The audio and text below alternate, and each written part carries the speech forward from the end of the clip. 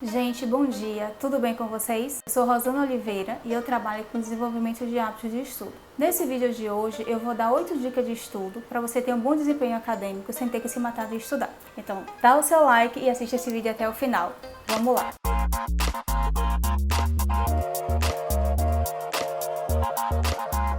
A primeira dica é prestar atenção na aula. Gente, vocês precisam colocar uma coisa na cabeça de vocês. A forma mais simples de entender um assunto é prestando atenção na aula. Primeiro, você vai ter mais facilidade para entender o assunto. Segundo, o que você não entender, você já tira sua dúvida logo ali naquele momento. Dessa forma, a aula vai ficar mais produtiva e, consequentemente, você vai precisar estudar menos em casa. Isso nos leva para a nossa segunda dica, que é estudar em casa. Em casa, basicamente, você vai fazer as tarefas que o professor passou, né? Trabalhos e exercícios. Mas para complementar a aprendizagem e fixar, você pode assistir videoaulas e fazer resumo. Eu não vou ficar falando muita coisa sobre resumo, porque eu vou gravar um vídeo mostrando como é que faz o resumo.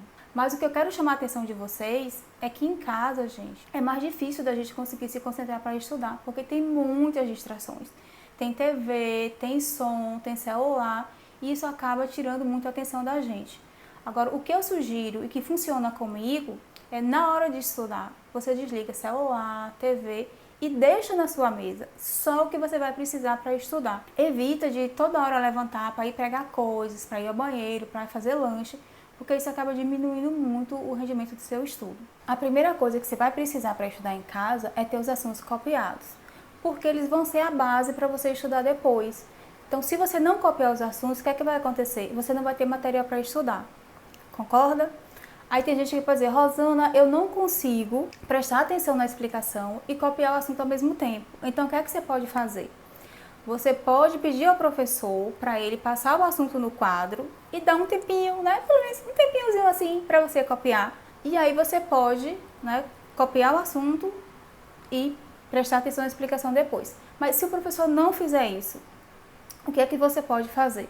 Você tem as seguintes opções. Você pode gravar a aula ou tirar foto do quadro depois. Mas aí vem uma observação importante.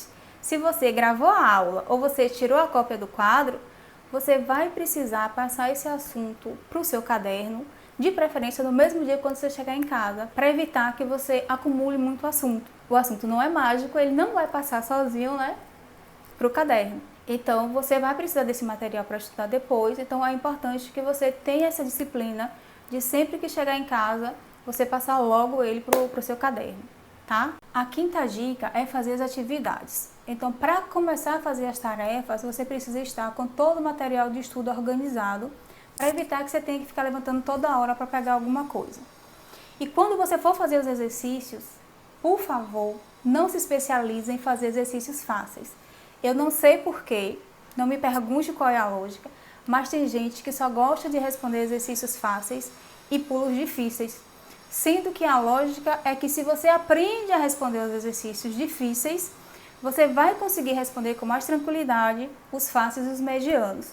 E depois, a maior probabilidade é que caia na prova os difíceis e não os fáceis. Então, não deixa de fazer os exercícios, porque eles reforçam a aprendizagem e você não corre o risco de descobrir uma dúvida na hora, exatamente na hora da avaliação. A segunda coisa que você vai precisar para estudar em casa é ter um local adequado de estudo.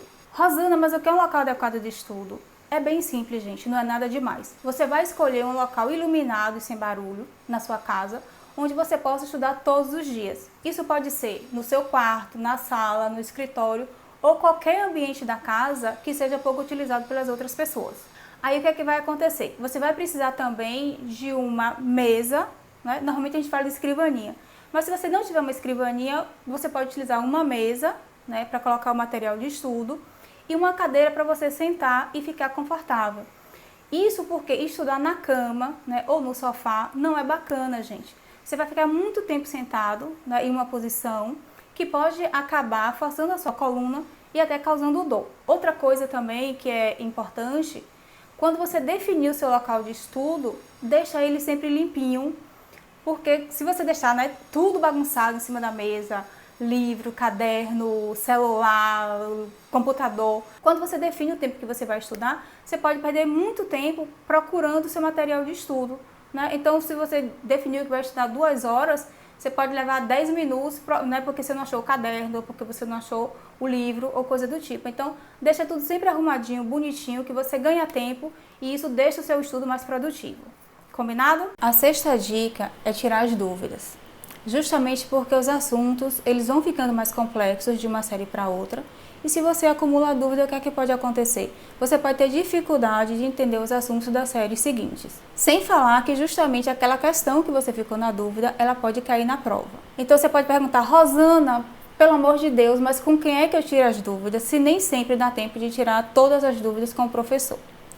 Então, a minha sugestão é que você não fique dependendo só do professor. Você tem outras opções, como por exemplo, tirar a dúvida com um amigo que sabe o assunto.